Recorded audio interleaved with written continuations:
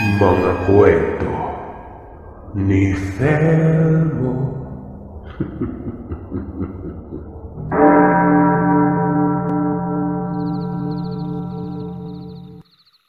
Isang maganda at mapagpalang araw, Sir Seth. At sa lahat ng inyong mga tagapakinig. Tawagin niyo na lamang po akong Celine. Hindi ko tunay na pangalan. Nais ko lang ibahagi sa inyo ang kwentong kahit kailan hindi ko makakalimutan. Nakapaloob din sa kwentong ito ang naging dahilan kung bakit nawalan ako ng kapatid. At hindi ako makapaniwala na totoo talaga ang nilalang na dati-rati ay napapakinggan at napapanood ko lang sa telebisyon. Hindi ko lubos maisip at akalaing ang aking ina mismo ang makakaengkwentro ng ganitong uring kababalaghan. Sa kadahilanang lumaki at nagkaisip na lamang ako, ay ni isang beses ay hindi niya ito nabanggit sa akin. Pero nang sumapit ang nagdaang Semana Santa, ay bigla niya na lamang itong ikinuwento. Hindi ko nga inaasahang may ganitong karanasang itinatago pala ang aking ina. Hindi na nga ako magpapaligoy-ligoy pa, mga kagiliw. Ang kwentong ibabahagi ko sa inyo ngayon ay hango sa tunay at sariling karanasan ng aking inang itago na lamang natin sa pangalang Lani. Nang minsang magbakasyon sila ng mga kaibigan niya sa isang lugar sa lalawigan ng Leyte. Dito sa lugar na ito, madalas magdaos ng sinakulo na hindi ko na lamang papangalanan pa kung saan ang eksaktong lokasyon na pinangyarihan nito. Bilang respeto na lamang din sa mga naninirahan roon at mga walang kinalaman sa kwentong ito. Taong 1995 nang mangyari ang karanasan nilang ito. Nang mga panahong yon ay nagkaroon ng 1 linggong bakasyon sa paaralang pinapasukan nila sa siyudad ng Maynila. Saktong magsisemana Santa na, kaya naman napagpasya nilang magkakaibigan na magbakasyon sa probinsya. Nang sa gayon ay malayo naman sila sa polusyon at ingay ng mga sasakyan sa siyudad. Masasabi ko kasing may kaya sa buhay ang pamilyang pinanggalingan ng aking ina. At sunod sa layaw ito, sa kadahilan ng paborito siya ng aking abuelo. Kahit anong nais gawin ng aking ina noon, ay nagagawa niya ito, lalo na't ipinagmamalaki siya ng kanyang ama. Dahil sa angking ganda at pagiging matalino.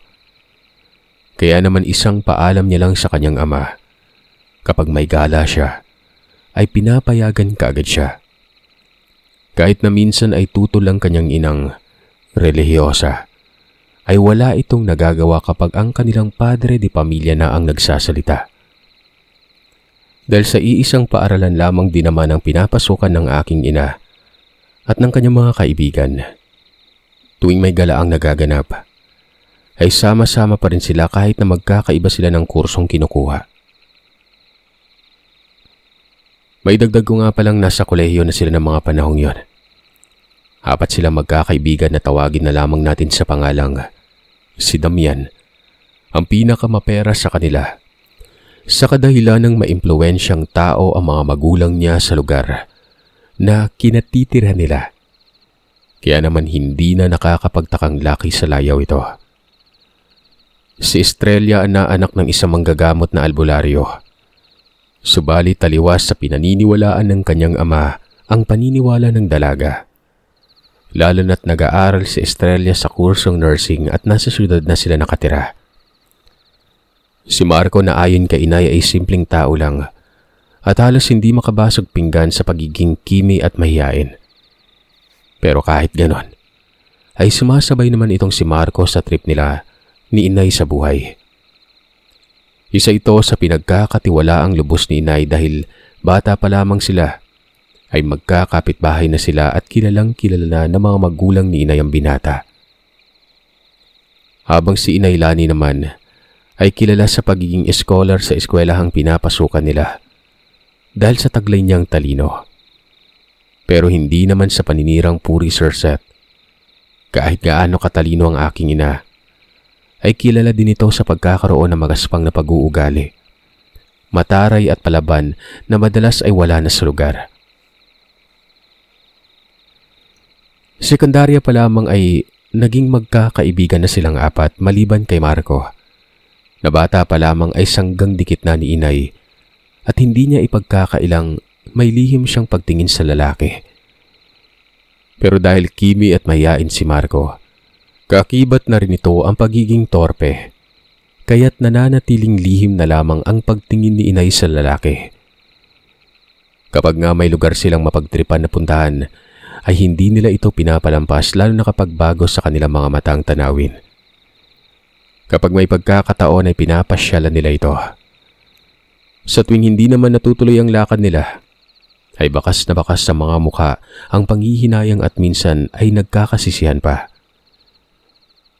Pero dahil solido ang pagkakaibigan nilang apat, ay hindi naman ito nauuwi sa malalim tampuhan. Bago pa nga sumapit ang araw ng Semana Santa, ay nag-usap-usap na silang magkakaibigan kung saan na naman ang tungo nila. Isang linggo din kasi yon, at ayaw ni Damian na masayang lamang ang linggo nilang walang nagagawa sa buhay. Saang probinsya niyo ba balak magpunta? Tanong ni Estrella habang nasa kantin sila noon. Oo nga. Saan nga ba? Wala akong idea eh. Hindi pa kasi ako nakakapunta ng probinsya. Dagdag pa ni Damian at pagkuway napapaisip nun. Dahil ayon pa rito ay paparating na sa labas ng bansa ang pinagbabakasyonan nila ng kanyang mga magulang, magmula pa ng bata. Sa syudad na rin siya kasi lumaki, kaya naman wala na siyang idea patungkol sa probinsya. Ikaw Marco, may alam ka bang pwedeng pagbakasyonan na probinsya? Baka naman may alam ka. Sabihin mo naman sa amin. Hindi naman kaagad nakasagot si Marco noon. Hoy Marco, tinatanong ka. Nakataas ang kilay na sinita na tanong ni Estrella kay Marco. Ano ulit yun? Baling ng tanong na binata kay inay at kakamot-kamot sa ulo. May alam ka bang kakong probinsya na pwede nating pagbakasyonan? Ikaw talaga. Kanina pa kami dito nag-uusap. May sariling mundo ka na naman. Ulit ng aking ina. Wala eh, pero si Estrella, di ba taga-probinsya ka? Saan nga ba ulit yun? Alam ko nasabi mo sa akin yun dati eh. Yung probinsya ng magulang mo. Sagot ni Marco kay inay at saka binalingan ng tingin si Estrella. Kaya naman lahat sila napatingin sa dalaga. Ako, taga-Leyte si Papa. Pero matagal na akong hindi nakakapagbakasyon doon. Tsaka malayo yun no. Kaya hindi ko nakabisado yung daan pa uwi doon. Tsaka lolo at lola ko na lang yung tanging naninirahan doon eh. Lahat kami halos nandito na sa syudad. Huwag na tayo doon. Mahabang paliwanag ni Estrella. Ano naman kung malayo? Akong bahala sa atin. Sa ibang bansa nga nakakapunta ako. Dito pa kaya sa Pinas?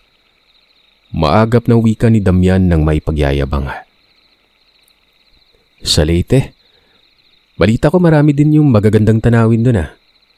Tsaka di ba may lugar doon na ginaganap yung sinakulo? Punta tayo. Nakangising sambit ni inay nang maalala niyang magsisemana Santa na pala. At ni isang beses nga ay hindi pa sila nakakapanood ng sinakulo. Nasa liblib na baryo yung bahay namin. At baka mahirapan lamang tayong pumunta doon. Sa iba na lang tayo pumunta. Pwede naman sa Tagaytay o di kaya sa kahit saan nyo gusto. Huwag lang doon sa amin. Mapapagod lang tayo sa layo ng biyahe. Agarang angal ni Estrella. O di ba lolo at lola mo na lang yun doon at matagal ka nang hindi nakakauwi. Sigurado akong matutuwa sila kapag binisita natin sila. Tsaka lugar naman ng papa mo yun kaya tiyak akong magiging sulit yung pagbakasyon natin doon. Giit ni Damian. O nga, para maiba din naman yung gagalaan natin at hindi puro dito lang sa syudad. Pangungulit pa ng magkakaibigan. Dahil nga sa hindi tinigilan ni Damian si Estrella hanggat hindi ito pumayag, ay napilitan siyang umoo. Kahit na mababakas sa mukha ng dalaga ang pagdadalawang isip sa kagustuhan ng mga kaibigan niya. Wala nang atrasan na. Tuloy na tong bakasyon natin, okay? Excited na sambit ni Damian na nagsipagsang-ayunan naman ang lahat. Matapos ang pag-uusap nilang yun ay sa kasamaang palad. Pagka-uwi ng aking ina sa bahay nila at noong nagpaalam na siya sa kanyang ina ay hindi siya pinayagan. Layo-layo ng Leyte. At aba, baka nakakalimutan mong pagninilay yung ginagawa natin sa tuwing sasapit ang Semana Santa. Hindi pagsasaya. Masama ang bumiyahe ng malayo at magliwaliw sa araw ng pagkamatay ng Diyos. Sermon ng kanyang inang relihiyosa. Pinandidilatan pa siya nito ng mga mata dahil sa sumimangot siya nang marinig niyang hindi pumayag ang kanyang ina. Naman, minsan na nga lang akong magbakasyon kasama yung mga kaibigan ko. Tsaka hindi kami sa mismong araw ng Semana Santa babiyahe. Sige na po, payagan niyo na ako. Abay Lani, pumirmi ka din sa bahay. Hindi mo ba alam na maraming aswang sa lugar na pupuntahan niyo? Hindi lang mga aswang ang naroroon sa lugar na yon. May mga manlalason din at mambabarang. Sus Mariosep, sa dami ng lugar na pwedeng puntahan. Sa liblib pa. Anong aswang naman yung pinagsasabi mo, ma? Sa tingin mo matatakot pa ako sa ganyan eh. Ang laki ko na kaya. Hindi na ako bata, no? Isa pa, hindi liblib yung pupuntahan natin. Hindi naman porket sa Leyte ang punta namin, liblib na kaagad yon. Natatawat na naiirita pang wika ni Mama na mas lalong ikinagalit ng kanyang ina. Ikaw Lani ha, ayus-ayusin mo yung pagsagot-sagot mo sa akin at parang nawawalan ka na ng respeto. Abat talagang malilintikan ka sa akin?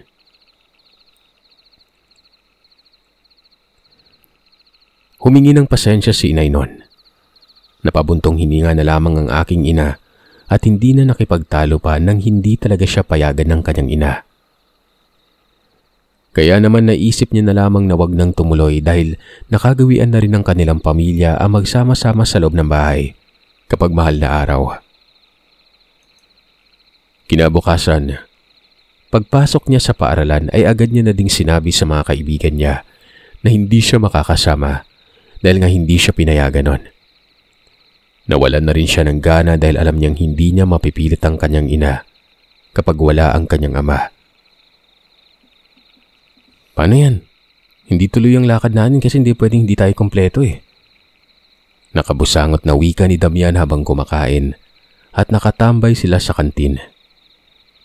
Napansin pa ni inay na bahagyang napangiti si Estrella na parabang ikinatuwa nitong hindi sila matutuloy sa pinaplanong pagbabakasyon. Ayos lang yan. Sa susunod na lang tayo magbakasyon. Nakakatakot din kasi doon. Balita ko may mga aswang na daw sa lugar nila lolo at lola. Kaya nagdadalawang isip si itay na pumayag magbakasyon ako doon. Wika ni Estrella. Aswang? Kailan ka pa naniniwala sa mga ganyan? Natatawang sambit ni Damian nun. Kahit naman sa syudad ako lumaki, hindi ko may pagkakailang may dugong probinsyana pa rin ako no. Naniniwala at natatakot pa rin ako sa mga ganyang klaseng nilalang.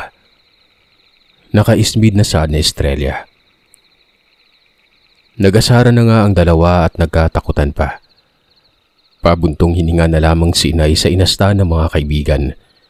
Dahil kahit anong gawin o kahit na magpalusot pa siya sa kanyang ina, tiyak niya namang hindi siya nito papayagan.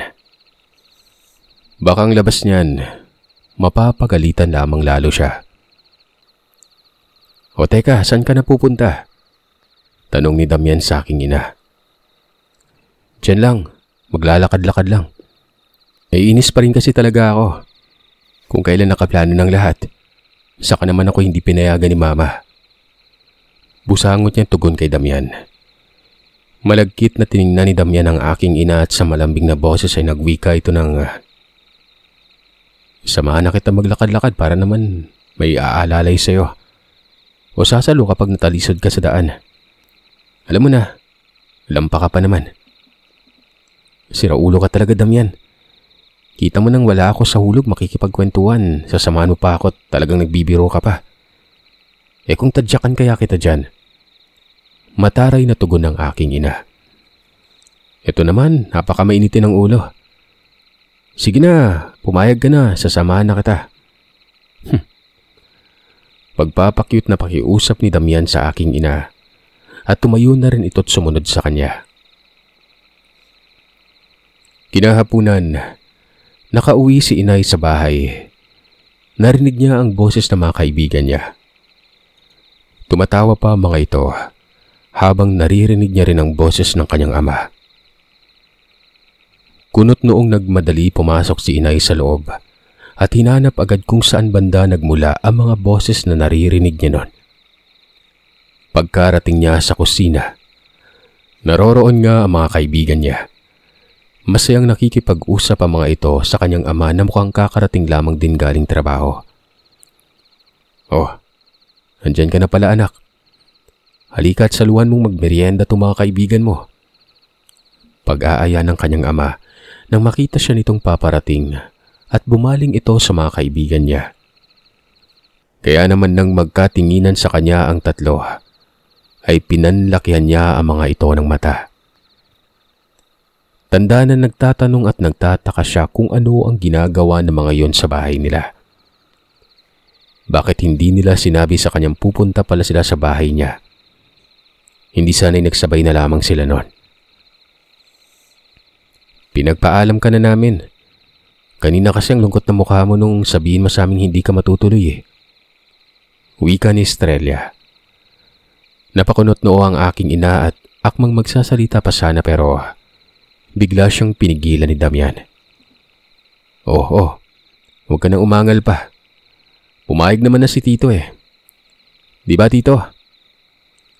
Pagmamalaki pa ni Damian habang hindi matanggal-tanggal ang malapad na mga ngiti sa labi nito. Oo naman, walang problema. Basta ba mag-iingat kayo sa pupuntahan nyo? Alam nyo namang probinsya at malayo-layo ang pupuntahan ninyo eh. Tugon ng kanyang ama at saglit na nagpaalam para magtungo sa lutuan. Dahil naroroon naman ang kanyang ina at nagluluto na makakain nila noon. Dito na kayo maghapunan na. Nagluto ng masarap si Tita Lori nyo. Sabit pa ng ama ni Mama Lani. Sige po Tito. Tamang-tama at matagal-tagal na rin kaming hindi nakakakain ng luto ni Tita. Teka, tulungan ko na po kayo sa kusina. Masayang tugon ni Damian at tumayo na rin at sumunod sa ama ni Mama Lani noon. Umupo naman ang aking ina sa tabi ni Estrella. Napahilamos pa sa mukha ng akalaing mayayari siya sa kanyang ina. Kahit na kasi may kagaspangan ng pag-uugali niya ay aminado naman siyang may takot at malaki pa rin ang respeto niya sa kanyang mga magulang. Natatakot siyang mapapagalitan ng kanyang ina. Dahil alam niya namang tutol na tutol itong magbakasyon siya sa malayo. Kulit kasi ni Damian. Siya yung namimilit pumunta dito eh. Ipagpaalam ka daw. Mahinang sambit ni Estrella. Dahil nga sa pinagpaalam si inay ng kaibigan niya at sa kanyang ama pa, ay wala nang nagawa ang kanyang ina kundi ang hayaan siyang sumama sa mga ito sa pagbabakasyon. Kapag ang kanyang ama na kasi ang nagdidesisyon, ay nirerespeto na ito at sinasang-ayunan ng kanyang ina. Pero bago pa sila makaalis, mahigpit siyang binilinan ng kanyang ina na ayusin ang kanyang pag-uugali. Dahil ibang lugar ang pupuntahan niya at hindi niya alam kung anong klase mga tao makakasalamuha nila sa lugar na yon. Isa pa'y magdoble ingat sila dahil magsisimana Santa siya nang wala sa bahay nila. Patay umano ang Panginoon. Mas malalakas umano ang kampon ng kadiliman sa tuwing patay ang Diyos at hindi pinapalampas ng mga ito ang pagkakataon para gumawa ng kasamaan. Hindi man naniniwala si inay sa mga binilin ng kanyang ina. Sinasang-ayunan niya na lamang ito nang sa ganon ay hindi na humaba pa ang diskusyon nila. Maliban sa maraming bilin at pagpapaalalang ginawa ng kanyang ina, pinabaunan pa siya nito ng kwintas ng San Benito at sinabihang itago niya lang yon sa loob ng kanyang damit at huwag ipapahawak kahit na kanino. Oo na ma, alam ko at tatandaan ko mabuti mga bilin mo. Sige na, aalis na po kami. Wika ni inay bago bitbitin ang mga kagamitan niyang dadalhin sa pagbabakasyon. Alas 3 na madaling araw noong bumiyahe sila magkakaibigan. Lulan ng sasakyan ni Damian ay binaybay na nga nila ang daan patungo sa lugar ng Leyte, kung saan sinabi ni Estrella ang kinatitirhan ng kanyang ama noong kabataan pa lamang nito. Makalipas sa mahabang biyahe, mapatubig man at kalsada na tinawiran nila, na umabot ng mahigit 1 araw at kalahati, ay narating na rin nila ang probinsya ng kaibigang si Estrella. Malayo pa ba tayo? Tanong ni inay na mababakas sa mukha ang pagkabagot habang nakatanaw sa labas ng bintana ng sasakyan. Nahihinuan niyang malayo na talaga sa kabiasnan ng lugar na kinaroroonan nila, sa kadahilan ng mahaba-haba na ang daang binabaybay nila na walang kabahayan at napapaligiran na rin sila ng mga nagtataasang kakahuyan at damuhan. Habang nagmamasid sa labas ng bintana ang aking ina, ay bigla na lamang siyang may nakitang babaeng nakabistidang itim na naglalakad sa gilid ng daan. Dahil sa hindi naman ganon kabilis ang pagmamaneho ni Damian, nalingon pa ito ni inay at nakita niyang may sunog ang kabilang mukha ng babaeng may katandaan na. Nasa tingin ni inay ay nasa edad 50 anyos mahigit na yon. Nagtama pa ang mga paningin nila hanggang sa tuluyan na nilang malampasan ang babae. Dahil sa nakitang yon ni inay ay biglang sumagi sa isip niya ang sinabi ng kanyang ina, na maraming aswang sa probinsya at mag-iingat sila na mabuti. Kaya naman bahagyang may namuong takot at kaba sa dibdib niya sa isiping yon. Malapit na. May 1 oras dadating na tayo doon. Tugon ni Estrella habang tinuturo kay Damian ang daang tatahaki nila patungo sa mismong kinatitirhang bahay ng abuela niya. Ngunit ang sinabi nitong malapit na, inabot na lamang sila ng takip silim sa daan, ay hindi pa rin sila nakakarating. Nakaramdam na lamang ng antok at pagkabagot si inay, kaya naman naisip niyang umidlip na lamang muna. Habang nakapikit ang mga mata niya at nagpapalamon ng antok, ay bigla niya na lamang naramdamang umuga ng malakas ang sinasakyan. Kasunod noon ang mabilis na pagkapreno ni Damian, nakamuntikang magpatalsik sa aking ina. Mabuti na lang at nabawi niya kaagad ang balanse ng sa ganon, ay hindi siya masubsob sa harapan at agad siyang nagtanong kung ano ang nangyari. Bakit bigla na lamang tumigil sa pagmamaneho si Damian at bakit umuga ang sasakyan? Hindi ko alam. May nasagasaan niya ata ako. Sandali, titingnan ko ha. Sambit ni Damian na bakas sa boses ang pag-aalala at nagmadali nang bumaba ng sasakyan nun. Dali-dali namang sumunod si inay at ang dalawa pa nilang kaibigan. Bakit ba kasi hindi ka tumitingin sa daan? Kita mo namang magdidilim na eh. Iritang wika ni inay at binagsak pa ang pinto sa pagkababa niya. Hindi ko napansin, okay? Kalma lang kayo. Mukha namang walang tao sa ganitong lugar kaya siguradong hindi tao yung nasagasaan mo, Damian. Nasa gitna pa tayo ng kakahuyan. Mahinahong sambit ni Marco.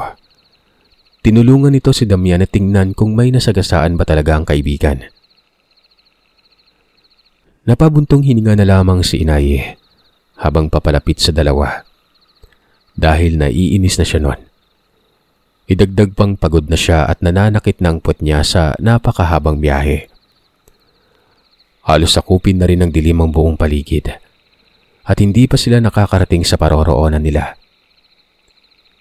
Ilang sandali pa ay nakita ni Marco hindi kalayuan sa sasakyan ang isang bangkay na hindi niya maipaliwanag kung ano. Kaya tinawag pa sila inay at pinalapit para ipakita ang nilalang na nakahandusay sa gilid ng daan. Ano yan? Takang tanong ni Damian. Dahil sa tanang buhay niya ay yun pa lang ang unang beses na nakakita siya ng ganon na animoy. Kawangis ng asot, butot balat na lang. At may naghahaba ang buhok sa katawan. May kalakihan din ito na parang kasing laki ng batang kalabaw. Nang makita ni Estrella ang tinutukoy ni Marco, agad niyang nasapo ang bibig. Kamuntikan na siyang masuka dahil bumungad sa kanya ang putok nitong ulo na halos lumabas na ang utak nun. Aso ba yan o tao? Paano hindi mo nakita yan pre sa laki niyan? Takang tanong ni Marco. Kumuha pa ng patpat para tusukin ng nilalang ng sa gayon ay mapatunayan nilang wala na nga itong buhay. Sira ulo ka talaga. Kita mong naliligo na sa dugo yan eh. Basag na yung ulo. Malamang patay na yan. Tara na. Baka abutin pa tayo ng hating gabi dito. Inis na wika ni inay at hinila na si Marco pabalik ng sasakyan. Dahil sa unang kita niya pa lang sa nilalang ay nilukuban na kaagad siya ng takot. Maging siya kasi ay hindi niya maipaliwanag ang itsura nito.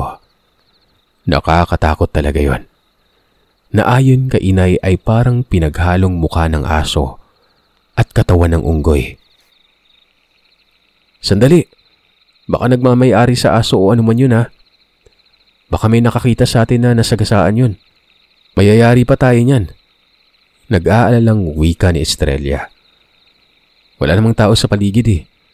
Tsaka hindi ko kasalanan na nasagasaan ko yun. Kasalanan na ng may-ari yun.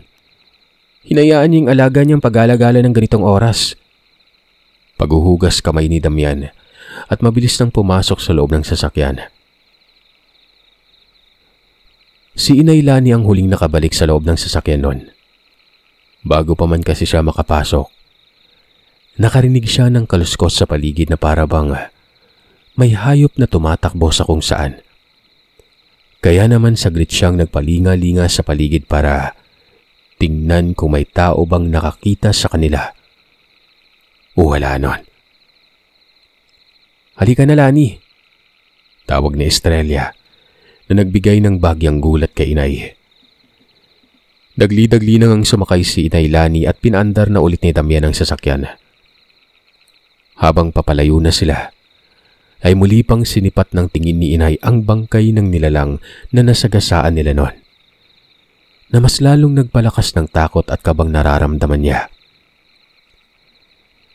Paano ba naman kasi? Nakita niya ang babaeng kanina lang ay nadaanan nila sa kalsada na naglalakad noon. Yung may sunog yung mukha. Nakatayo ito sa tabi ng bangkay habang nakatanaw sa kanila.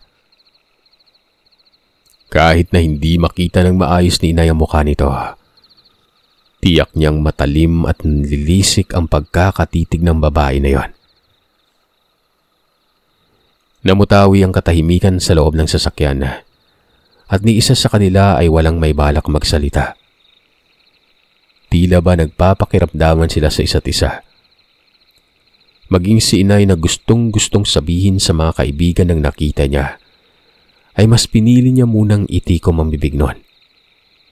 Ramdam niya pa rin kasi ang kaba at takot sa dibdib na sa tingin ng aking ina, sa oras na magsalita siya at walang maniwala sa kanya, ay mabubulyawan niya mga ito.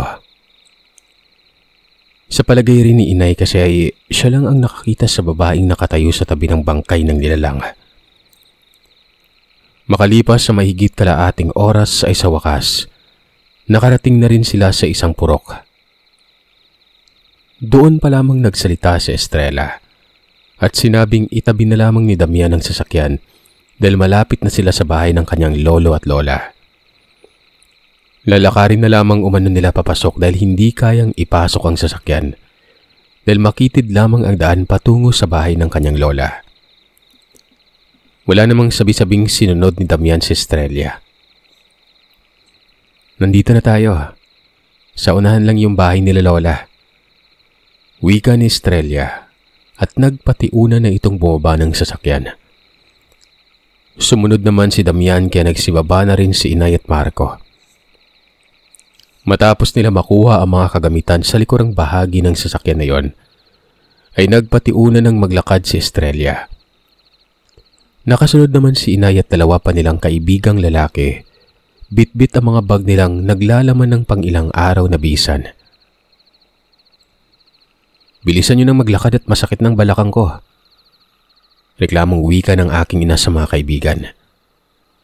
Ito na. Sinabing na nga kasing ako na yung magdadala ng gamit mo, ayaw mo pa. Pagpapakyut pa na saan ni Damian. Itong gamit ko na lang yung dalhin mo. Sabat ni Marco, na ikinaismid naman ni Damian at nagmadali ng maglakad para masabayan na si Inay Lani. Ako na yung magbibitbit.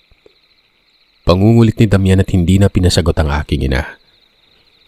Kinuha niya na kagad ang bitbit ni Inay na bag. Ay naman sa aking ina. Nang lingunin niya si Marco matapos kunin ni Damian ang gamit niya. Nakita niyang sumimangot si Marco. Nung tumama ang paningin nila sa isa't isa, ay mabilis pa sa kidlat nang ngumiti si Marco sa kanya. Naramdaman niya naman ang biglang paghawak ni Damian sa kanya. Hinila na siya't sinabihang magmadali ng maglakad. Makalipas ang ilang sandali, narating na nila ang bahay ng abuela ni Estrella.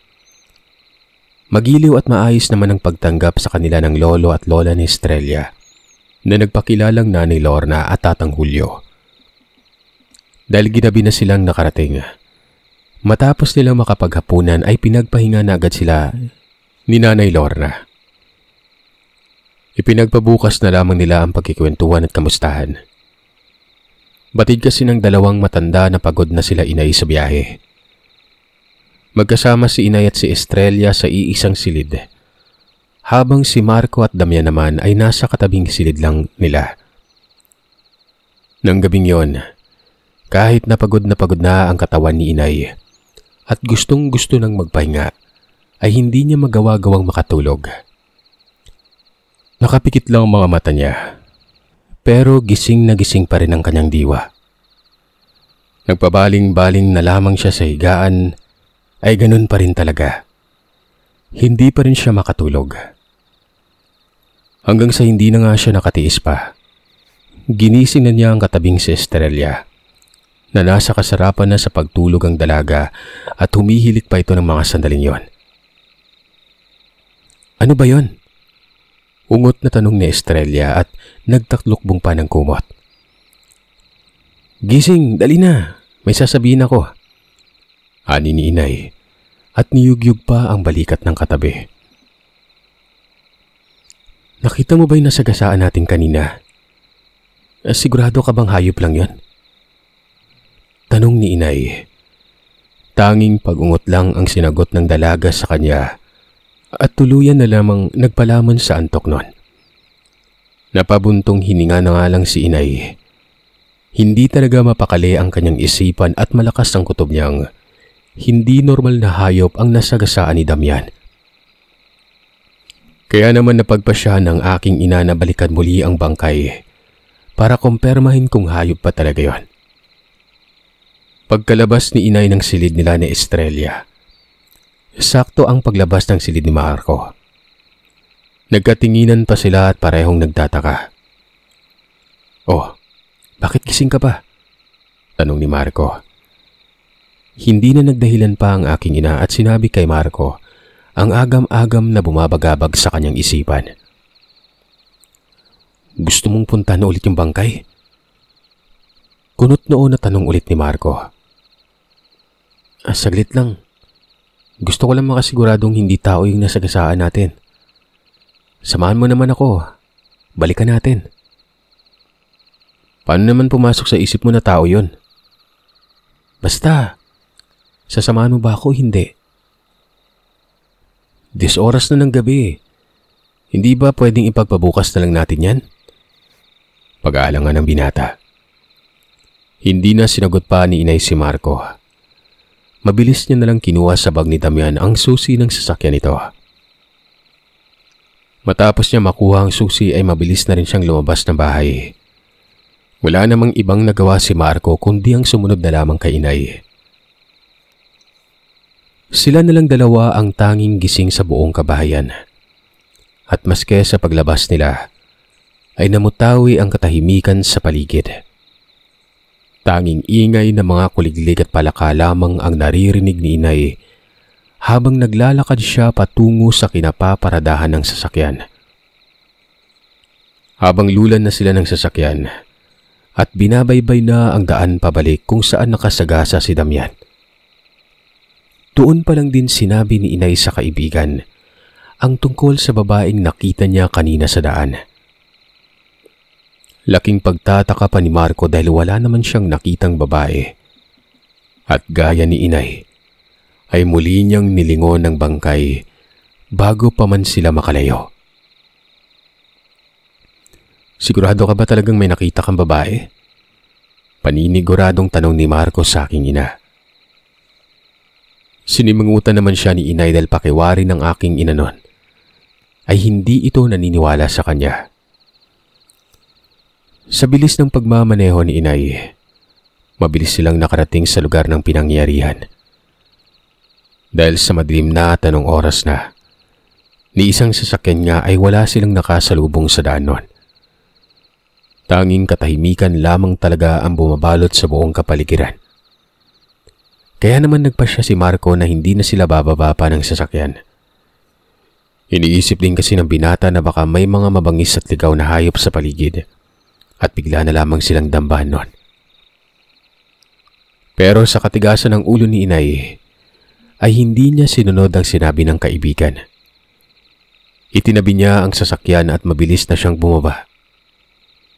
Bitbit ang flashlight ay inilawan niya ang paligid at tinungo ang kinaroroonan ng bangkay. Habang papalapit pa lamang si inay sa bangkay nang inaakala nila kaninang hayop, ay nawindang siya sa nakita. Sa takot ay agad siyang napaatras at napaupo pa nga sa kalsada at nasapo ang kanyang bibig nun. Maging si Marco ay nabigla din sa nakita.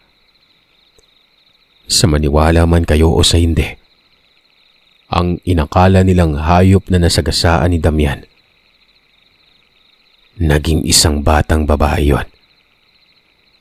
Wala itong saplot sa buong katawan at gaya ng nakita nila nung una ay putok ang ulo nito.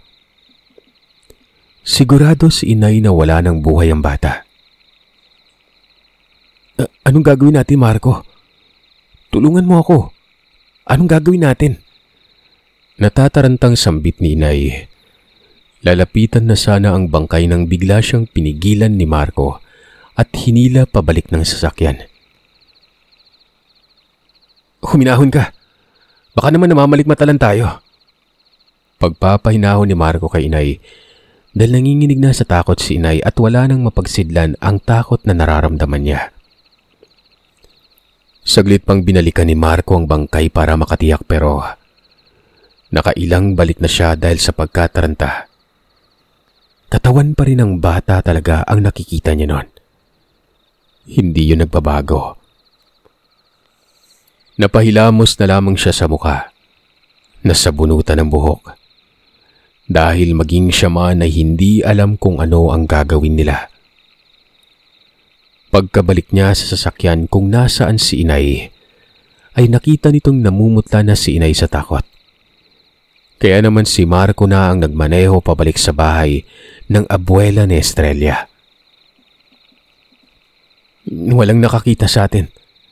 Hihintay na lang natin kung may mabalitaang patay bukas o sa susunod. Hindi ba sinabi mong may babaeng nakakita sa bangkay? Tiyak, magsusuplong sa kapulisan o sa barangay yun. Sambit ni Marco sa mahinahon pa rin na boses. Nang marinig ni inay ang sinabi ng kaibigan, mas lalo siyang natakot. Nang maisip niyang pwede silang makulong. Hindi na napigilan ni inay ang maiyak dahil sa kaba niya. Habang pabalik sila, pinapakalma pa rin ni Marco ang aking ina. Pero hindi pa man sila nakakalayo sa kinaroroonan ng bangkay, ay bigla na lamang napahinto sa pagmamaneho si Marco nang may makita silang taong naglalakad sa gitna ng kalsada. Sinalubong sila nito. Nung una ay hindi maaninag ni Inay ang itsura ng taong naglalakad. Pero nang malapit na itong makalapit, ay nakita ni Inay ang babaeng nakasuot ng itim na bestida at sunog ang kalahating mukha nun. Bakas ang galit sa mukha nito, nanlilisik ang namumulang mga matang nakatitig sa kanila. Bubusinaan na sana ni Marco ang babae na nasa harap nang pigilan siya ni Inay nun. Ilang sandali din naman ay gumilid na ang babae, pero hindi pa rin naaalis sa kanila ang matatalim nitong titig na para bang anumang oras ay papatayin sila. Nakita pa ni Inay na bumubuka-buka ang bibig ng babae, na para bang may kung anong sinasabi yon. Nanonood talaga sa kalamnan ni Inay ang takot at kabang nararamdaman. Lalo na nang magtama ang paningin nila ng babae at nagawi ito sa tabi niya. Kitang-kita niya ang nakakatakot at nakakadiri nitong pagmumukha na namumula-mula pa nun. Animoy kakasunog lamang ng kalahating katawan nito. Bilis naman na magbaneho. Ano pa bang hinihintay mo? Galit na sambit ni Inay sa kaibigan dahil maging si Marco man ay natulala na rin sa nakita nila. Kung hindi pa nagsalita ang aking ina ay hindi pa makakabalik sa ulirat ang kaibigan niya. Mabilis na nga din itong nagmaneho na halos paliparin na ang sasakyan.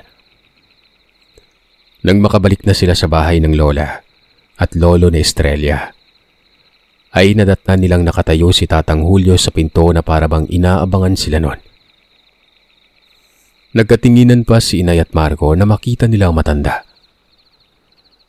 May hawak din kasi itong latigo na hindi mawari ni Inay kung gawa sa ano. Mabuti at ligtas kayong nakabalik, wika ni Tatang Julio, at pinamadali na si Inay at Marco na pumasok sa loob ng bahay. Bakit gising pa po kayo?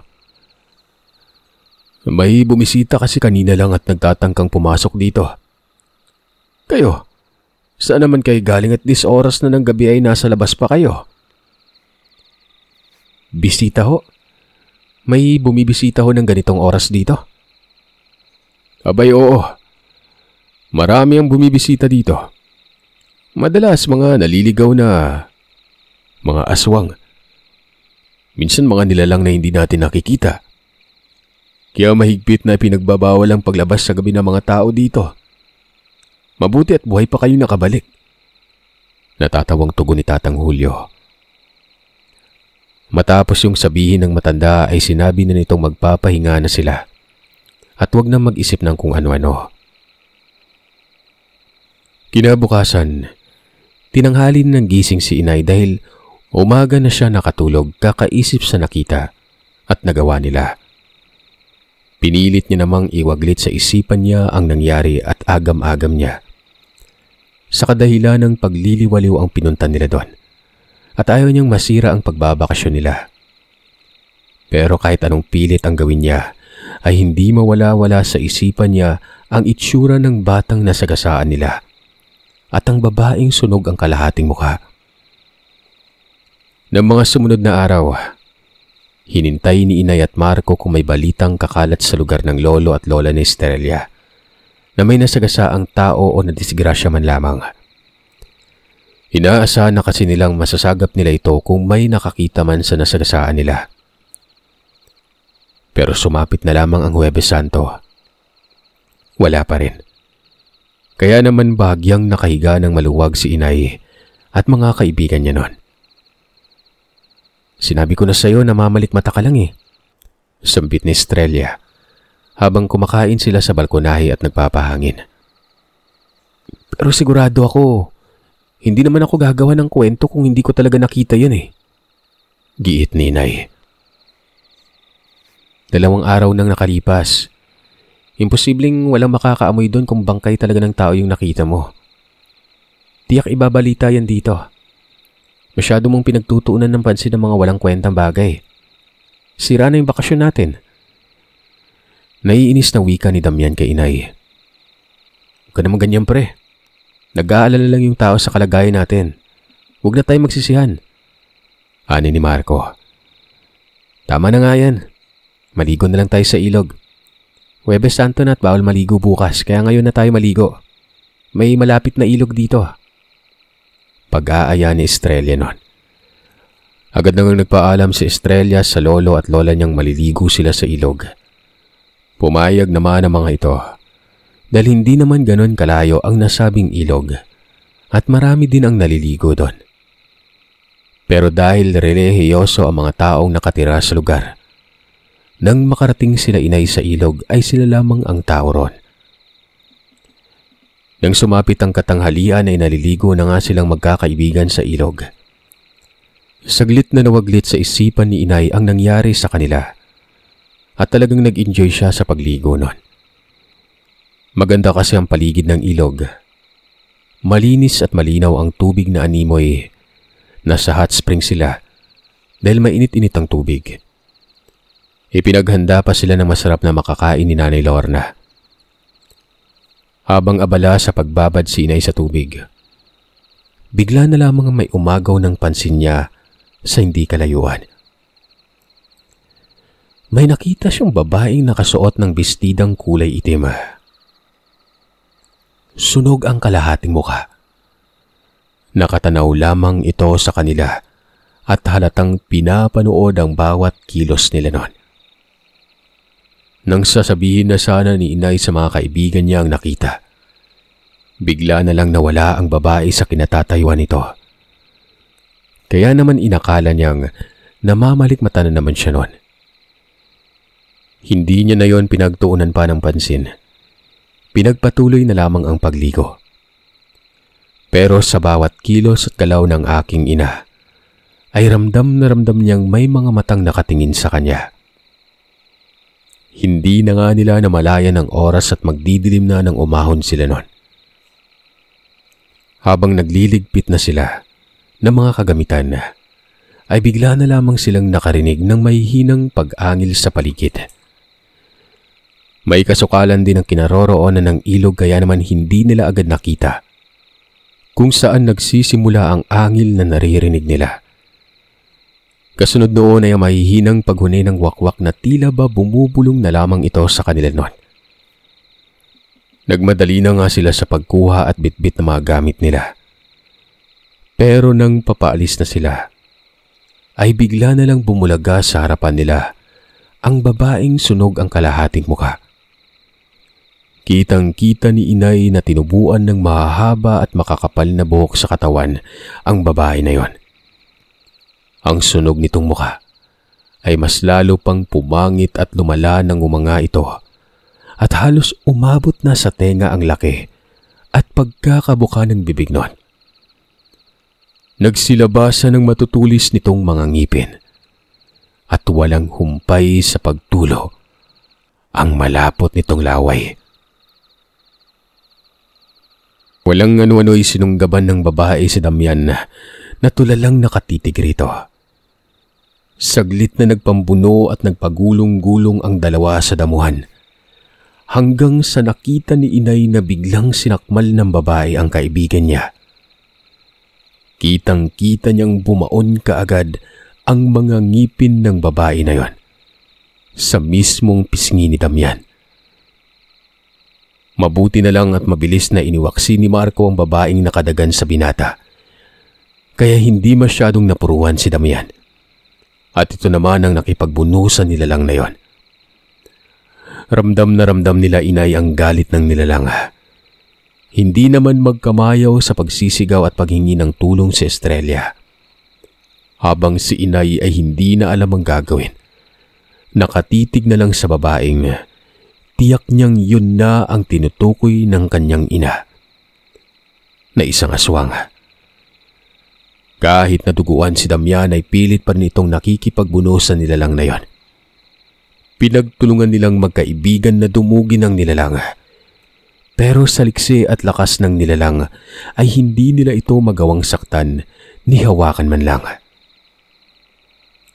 Dumudulas lang kasi ang mga kamay nila sa katawan. At maski sa buhok ng babae, na para bang naligo ito sa langis at napakadulas ng katawan nun.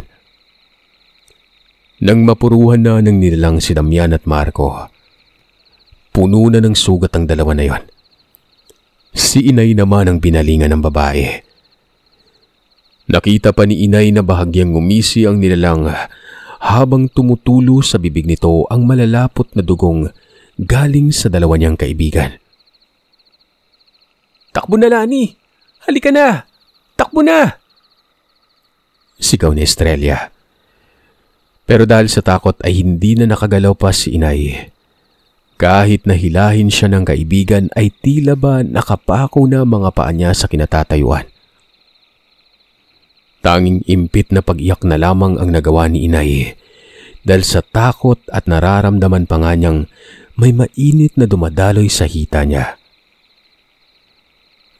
Dahil sa takot, naihi ang aking ina. Nakakahiyaman pero totoo yun. Pero hindi naman yun nahalata dahil basa naman siya noon. Kakaahon lamang nila sa tubig.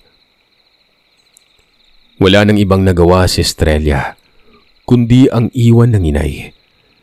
Nagtatatakbo na ang dalaga pabalik sa bahay ng kanyang lolo at lola. Habang si nanay naman ay parang baliw na nakikipagtagisan ng titig sa nilalang na dahan-dahang papalapit sa kanya. Mata sa mata, pangil sa pangil. Ang batang nasa sinapupunan mo. Akin. Garalgal na wika ng babae. Pumipitik-pitik pa ang ulo nito na animoy. May sakit na epilepsy. Nang makalapit na ang matanda sa aking ina, naramdaman ni Inay na hinawakan ng nilalang ang tiyan niya. Mariin yun at pababa sa kanyang puson. Makailang ulit itong hinaplos ng nilalang habang nakatitig at nangiti kay Inay na para bang demonyong nakakita ng kaluluwang hihilahin nito patungong impyerno. Narinig pa ni Inay na humahagikik ang nilalang na tila ba nababaliw nun. Habang binibitawan ang mga katagang, "Anak ko ang nasagasaan niyo. Anak mo rin ang kabayaran nito." Nanlilisik ang kanyang mga mata. Napapikit na lamang si Inay nang maramdaman niyang mas bumabaon pa sa tiyan niya ang mahahabang kuko ng nilalang. Ilang sandali pa ay narinig niyang biglang umatungal ng pagkalakas-lakas ang nilalang na yon. At nagtatatakbo ito palayo. Nang maidilat ni Inay ang mga mata niya, nakita niya si Tatang Julio na may bitbit na latigo. Dali-dali nitong sinundan ng aswang. Galit na galit nitong pinagmumura ang nilalang at walang habas na pinaghahataw ng hampas nang maabutan niya yon. Pero dahil sa liksi nito, nakatakas pa rin ang nilalang na yon. Nagsususuot ito sa kakahuyan at hindi na hinabol pa ni Tatang Julio. Ilang sandali lamang din, dumating na ang kaibigan niyang si Estrella. Kasama si Nanay Lorna at ang ilan pa nitong mga kapitbahay. Mabuti na lang at nakahingi ng tulong si Estrella. Dahil kung hindi na alam ni Inay kung mabubuhay pa ba siya nun. Agad na nga silang tinulungan ng mga kasama ni Estrella at inakay si Damian at Marco pabalik sa bahay nila Tatang Julio. Nang makabalik sila, nanilapatan ng gamot ni Nanay Lorna ang dalawa. "Ano bang ginawa niyo at gano'n na lang ang galit ng nilalang na yon?" tanong ni Tatang Julio. Doon na nga isiniwalat ni Inay ang nagawa nila. Napalatak na lamang ang matanda sa nalaman niya at hindi ito makapaniwalang napatay nila ang anak ng aswang. Dahil sa Semana Santa ay pag-aalagala ang mga yan sa ganitong lugar. Mas lalakas pa sila bukas dahil patay ng Diyos. Kailangan niyo makaalis dito ngayon din dahil kung hindi titigil ang aswang na yon hanggat hindi mabigyan ng hustisya ang pagkamatay ng anak niya. Dahil sa sinabi niya sa iyo, buhay ninyo ang kukunin niya. Maliban na lang sa iyo, Iha. Mahabang wika ni Tatang Julio. At dumako ang paningin kay Inay. Ang dinadala mong sanggol, yun ang gusto niyang kunin. Hindi ang buhay mo. Malaking gulo ang napasukan niyo. Panandali ang proteksyon lang ang kaya kong ibigay sa inyo kaya ngayon pa lang, umalis na kayo. Bumalik na kayo kung saan kayo nanggaling. Seryosong wika ni Tatang Julio at binigyan silang 4 ng tig-iisang habak na magiging proteksyon nila sa biyahe. Napatingin naman si Estrella at Marco kay Inay. Bakas sa mukha ng dalawa ang pagtataka dahil sa sinabi ni Tatang Julio noon. Buntis ka? Paano? Wala ka namang nababanggit sa amin Takang tanong ni Marco. Nahalata ang gulat sa boses nito at pagkadismaya. Napabuntong hininga na lamang si Inay at sinipat ng tingin si Damian na nagpapahinga sa papag nun. Mahabang istorya. Umalis lang tayo dito bago mahuli ang lahat. Sambit ni Inay. Pero magagabi na. Gagabi na kami sa daan, Lolo. Pag-aalalang sambit ni Estrella nun. Mas magiging delikado ang buhay niyo kapag inabot kayo dito ng umaga. Dahil sa sinabing yun ng lolo ni Estrella ay hindi na nagdalawang isip pa si Inay at mga kaibigan nito na umalis kaagad sa lugar na yon. Matapos malapatan ng paunang gamot si Damian at Marco dahil sa natamon nilang sugat, ay agad na silang bumiyahe pabalik ng syudad. Kahit ginabi na sila sa daan, sa awa ng Panginoon, naging maayos naman ang biyahe nila hanggang sa nakarating sila sa kanya-kanya nilang bahay. Grabing pag-aalala nga ng mga magulang niya nang malaman ng mga ito ang dahilan kung bakit biglaan ang pag-uwi nila. Nagdahilan na lamang sila na naaksidente si Damian at Marco, kaya't napauwi sila ng wala sa oras. Inakala ni Inay na magiging maayos na ang pamumuhay nila at hindi na sila masusundan ng nilalang na yon. Pinagpaplanuhan na rin ni Inay at Damian na isiwalat ang relasyon nila at sabihin sa lahat na siyang ama ng dinadala nito. Matagal na kasi silang may relasyon. Itinago lamang nila ito nang sa ganon ay hindi maapektuhan ang pagkakaibigan at pag-aaral nila. Hanggang sa bago pa nga sila magbakasyon, nalaman na ni Inay na nagdadalang tao siya at doon niya sinabi kay Damian. Magtatatlong buwan na ang tiyan ni Inay at kapag tinititigang maigi ang tiyan nito ay halata ng umbok. Pero bago pa man dumating ang araw na binabalak nila, nagising na lamang si Inay isang gabi dahil sa sobrang sakit ng puwerta niya na parabang may kung anong malaking bagay ang pumasok ron at naramdaman niya na may umagos. Pagmulat ng kanyang mga mata ay bumungad sa kanya ang mukha ng babaeng sunog ang kalahati.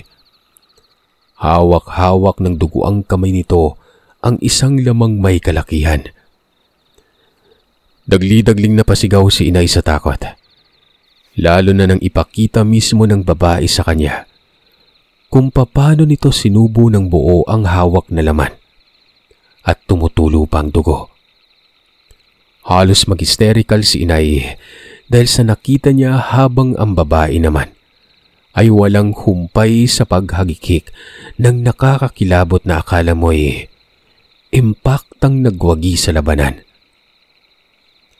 Nang makarinig si Inay ng sunod-sunod na pagkatok sa pintuan ng silid niya, saka pa lamang bigla na lang nawala ang babae na parabang nananaginip lamang si nanay nun. Ilang sandali lang ay nakapasok ng ama at ina ni Inay sa may silid niya nun. Dahil sa nangyari, hindi niya alam kung masamang panaginip pa ito. Gawa ng wala ng bakas ng babae. Nawalan siya ng malay agad na isinugod sa ospital. Doon nga nila napag-alamang wala na ang sanggol sa sinapupunan niya at hindi maipaliwanag ng doktor kung paano nangyari yon. Sa kadahilanang wala namang bakas na may pumasok sa puwerta ni inay. Pero pinagpipilitan ni inay sa doktor na may tumukot sa sanggol niya. Matapos ang pangyayaring yon, ay muntikan ng mabaliw si inay. Mabuti na lang at naagapan ito ng mga eksperto at hindi tuluyang nawala sa katinuan ng aking ina. Matapos din ang pangyayaring yon, ay hindi na muli pang nagparamdam ang nilalang sa kanilang magkakaibigan. Umalis na din ng bansa si Damian at sila ni Marco naman ay lumipat ng tirahan. Tanging si inay lang ang labis na naapektuhan sa pagbabakasyon nila ng Semana Santa. Kaya magmula noon ay isinumpa ni inay na sa tuwing dadating ang Semana Santa noon, hindi na siya magbabakasyon pa. Bagkos ay ilalaan niya ang linggong yon para sa pagninilay-nilay. Dahil sa pagkawala ng Panginoon,